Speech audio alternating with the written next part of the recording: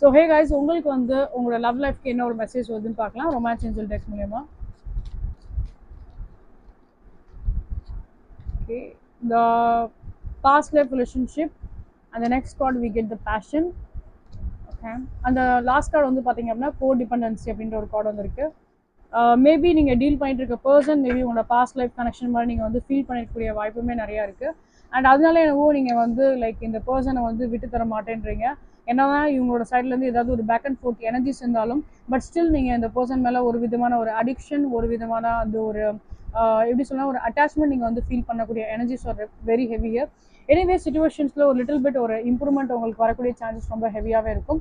So reconciliation and அதே மாதிரி அவங்களோட பர்சன் கொஞ்சம் வந்து உங்ககிட்ட வந்து லைக் ஒரு ப்ராப்பர் கம்யூனிகேஷன் பண்ணக்கூடிய வாய்ப்பு நிறையா இருக்குது.